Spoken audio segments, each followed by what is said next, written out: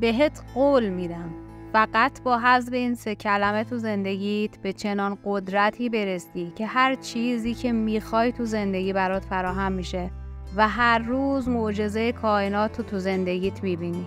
3 کلمه به ظاهر بی ضرر وجود داره که اگه بدون توجه از اون استفاده کنید با قدرتی که دارن میتونن رویاهای شما رو به کابوس تبدیل کنن. با شناختن این کلمات و حذف اون از زندگیتون دروازه های ثروت و خوشبختی به روتون باز میشه و قانون جذب به خدمتتون در میاد. آماده اید برای شناختن این 3 کلمه سمی؟ همراه هم باشید. به نام خدایی که مرا خالق لحظه های خویش آفرید. استفاده از کلمات و عبارت های روزمره ما تأثیر خیلی زیادی روی ناخودآگاهمون دارن. بعضی از کلمه ها ظاهراً زیبان اما بلایی سرتون میارن که هیچ وقت باورتون نمیشه. جیک دوسی، یکی از مربیان موفقیت و توسعه فردی، به 3 کلمه ممنوعه و سمی اشاره کرده که استفاده از اونا میتونه مانع بزرگی سر راه موفقیت و پیشرفت ما باشه. اولین کلمه امیدوارم هست. کلمه‌ای که تو نگاه اول خیلی هم مثبته اما در واقع داره قدرت و قاطعیت رو از شما میگیره. امیدوارم یعنی اون رو ندارم و شما هر بار حس میکنید چیزی رو ندارید نمیتونید اون رو جذب کنید. اگه میخواید با استفاده از قانون جذب به خواسته هاتون برسید باید از کلمات درست استفاده کنید تا ارتعاش و فرکانس درستی رو به کائنات ارسال کنید. مثلا اگه بگید من امیدوارم ثروتمند بشم، امیدوارم بتونم ماشینی که دوست دارم رو بخرم، امیدوارم بتونم تو خونه دلخواهم زندگی کنم، امیدوارم به عشقم برسم. امیدوارم یعنی باور ندارم که این اتفاق میفته و من نمیتونم اونو انجامش بدم.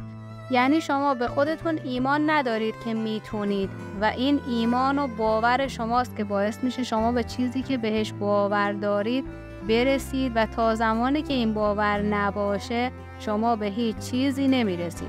با گفتن امیدوارم قدرت رو از خودتون میگیرید. پس از این به بعد به جای امیدوارم بگید من میدونم که ثروتمند میشم، من میدونم که ماشینی که دوست دارم رو میخرم، من میدونم حتما تو خونه دلخواهم زندگی میکنم، من میدونم به عشقم میرسم.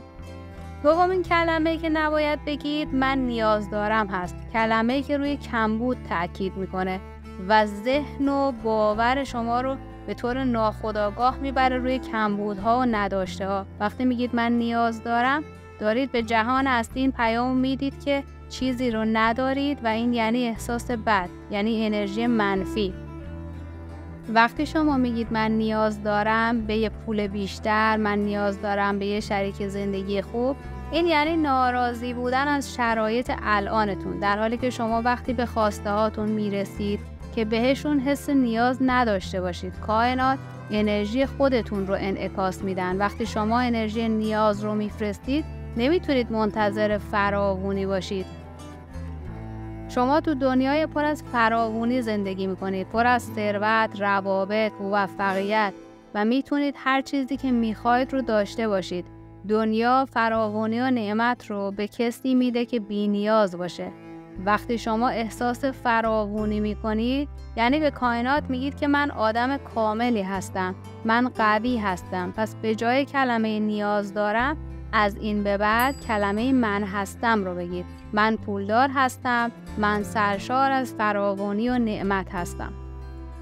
و اما سومین کلمه نمیتونم که از همه سمی‌تر و خطرناکتره، دشمن بزرگ خودباوری، کلمه‌ای که خیلی جدی باید ازش دوری کنید. این کلمه اعتماد به نفس شما رو نشونه میگیره و از پیشرفتتون جلوگیری میکنه و به ذهن شما این پیامو میده که حتی تلاش کردن هم فایده نداره، چون شما باور دارید که نمیتونید. من نمیتونم پولدار بشم، من نمیتونم به ماشین مورد علاقم برسم، من نمیتونم به عشقم برسم. گذشته‌تون رو کنار بذارید. اینکه تو گذشته نتونستید کاری رو انجام بدید یا چیزی رو به دست بیارید مهم نیست. شما باید ببینید الان چه چیزی رو میتونید تو زندگیتون به دست بیارید.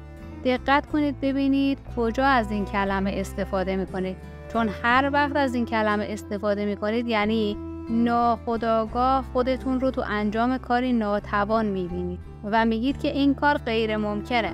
ضمیر ناخودآگاه شما هم همه تلاشش رو میکنه که اون غیر ممکن باشه.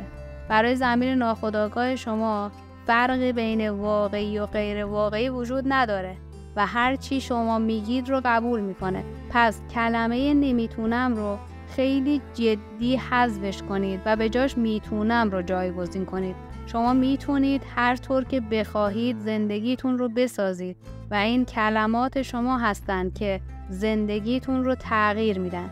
چیزهایی که تو زندگیتون هست و میبینید انعکاس باورهاتونه. با اطمینان بگید من میتونم فرصت‌های جدید و فوق‌العاده‌ای برای خودم بسازم و هر روز نعمت و فراوانی به زندگی من روانه میشه. بهترین ها رو برات آرزو میکنم. دردونه خدا.